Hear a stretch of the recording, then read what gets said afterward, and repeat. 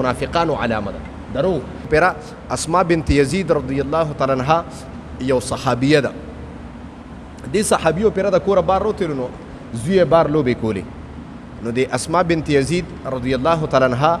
د صحابیه ازوی ته وی راشه زوی دا ممونه در کومه خوراک در کوم راشه پدې چلی راوسته نو نبی رسول الله والسلام مبارک ورته پته ماشو و چې کله هغه ماشوم راوسته او خواږه ول ور نکړه نو نبی رسول الله اسماء بنت یزید ته وی چې د ماشوم ته د دروغ ویل ماشوم سره دوکه وکړه نو پیغمبر په دې مخه پکېده چې میندو به ماشومانو ته کوم دروغ وي دروغ مې اوس ورله صور کا ځکه دا کوم چې دروغ ته وي دا دروغ د منافقت علامه ده نو نبی رسول الله فرمایي چې د منافق علامه ده کله چې دې خبرې کوي نو دروغ وي نمبر 2 اذا وعده اخلف کله چې دې وعده وکړي چا سره وعده خلافي وکړي چې چا په دنیا کې وعده خلافي وکړه پوه چې دا منافق دی نبی رسول الله فرمایي چې امانت وسره کې خو دلی شي نو سیه او خیانت وکړي نو دا منافق دی ښه دا درې علامې د منافق دي الله دې موږ د منافقت علامونه وساتي په مخ مکه عظیمه ګناه په مخ مکه عظیمه ګناه به د منافقانو ځکه قرآن کې الله فرمایي ان المنافقین فی الدرک الاسفل من النار منافقت داسې عظیمه ګناه ده چې د ټولو نه په جهنم کې په اخرت طبقه کې به دا منافقان ځکه دي خو به په زبان ځکه د ټول نه زیات نقصان دین ته منافقانو رسولي زیات نقصان چا رسولي منافقان نو الله د منافقانو صفات ذکر کوي چې دا ډیر او علن کې دي ته پته مو چې دا نبی رسول الله والسلام مبارک حق او سچ پیغمبر دی ځکه نبی رسول الله چې د نبوت اعلان کو نو आवाज وکړه که زه تاسو ته وایم چې ته پلان کې غر باندې پتا سو باندې قبيله راځي او دغه کې نو تاسو څه خیال دی هغه ورته بالکل رښتیا وي دغه د نبی رسول الله د رښتیا قایل مو خو چې نبی رسول الله کلمه ویله و چې تاسو مسلمانان شئ نو د ټول نمخ کې ابو لهب را پاسه د پیغمبر په تندی باندې گزارو د ټول نمخ کې ابو لهب چې د نبی رسول الله ترو علن کې د پیغمبر په پیدایش باندې د وینځم آزاد کړي و خو چې پیغمبر د نبوت اعلان وکړ د په گزار او په تندی باندې نو نبی رسول الله والسلام مبارک ورته بیا خیری کړي قرآن کې دغه تذکرہ ده چې تبت یدا ابي لهب خدایا تباکی ابو لهب خدایا تباکی ابو لهب نبی رسول تباکی د ابو لهب دواړه لاسونه الله نبی رسول الله ورته خیری کړي قرآن د هغه تذکرہ کړي ده څوک چې پیغمبر ته نقصان رسي نو دا سری د پیغمبر د خیرو لاندې راځي ښه څوک چې دین ته نقصان رسي د پیغمبر د خیرو لاندې راځي الله دې موږ د دین د نقصان نو د پیغمبر د ګستاخۍ نو ساتي امين وایي ټول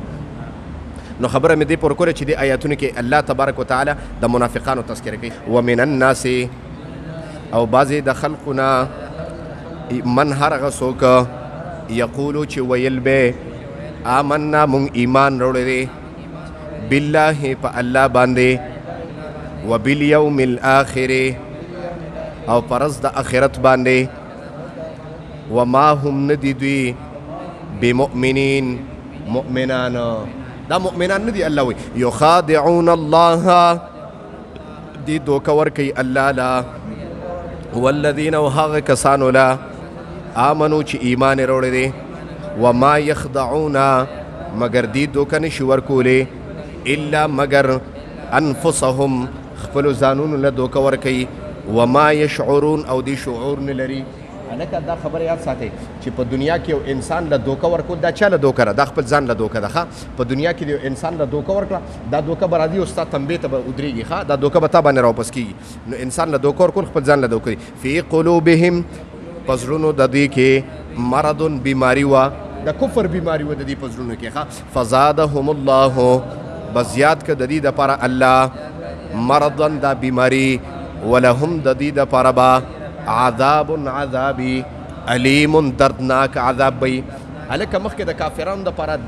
څنګه عظیم عذاب او الله وی د دې دپاره دردناک عذاب څوک چې منافقان دي په دنیا کې څوک چې من کان ذا وجهین څوک چې په دنیا کې دوه مخونه ولا کارو کې تا سره یو شانتي او بل سره بل شانتي نو په مخ ته ځمکه عظیمه ګناه به د انسان ته میلاویږي منافق ته به عظیمه ګناه میلاوي الله وی د دې دپاره دردناک عذاب دی بما په سبب د هغه څه کانو چې ادوي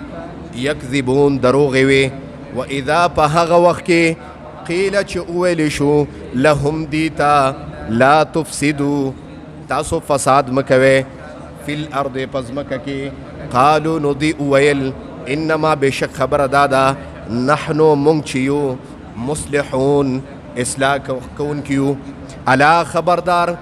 انهم بشک دی چې دی الله وی دی اصلاح کوونکي نه دا فاسدان دي انهم بشک دی چې دی هم المفسدون هم دی فساد کوونکي دي ولکن لا يشعرون لیکن دی شعور نه لري اقول قولي هذا استغفر الله لي ولكم فاستغفروا. امين. الحمد لله رب العالمين. الله دا مونږ چې کوم درس ولسته خدای خپل دربار له کې قبول او منظور کړي. د دې درس په برکت باندې حاضر مجمع ته د کومو کسانو ناسته کړی خدای خپل دربار له کې قبول او منظور کړي. الله د دې دا ناسته په خپل دربار له کې قبول او منظور کړي. کوم مرګري لایو کې ناستي د بیان ته او د ترجمې ته ناستي خدای څه قسم مشکلات دي الله مشکلات ختم کړي. اکثر پکې خدای مسافر دي الله د مسافرۍ د عذاب نه خدای اوساتي. څه قسم مشکلات دي په حالت د سفر کې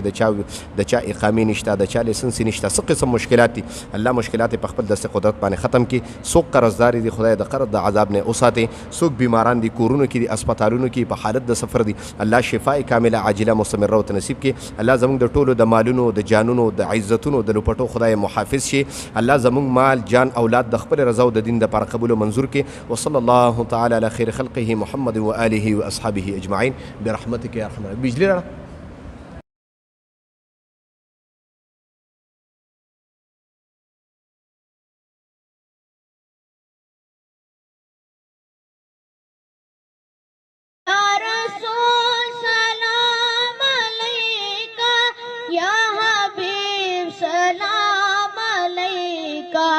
سلام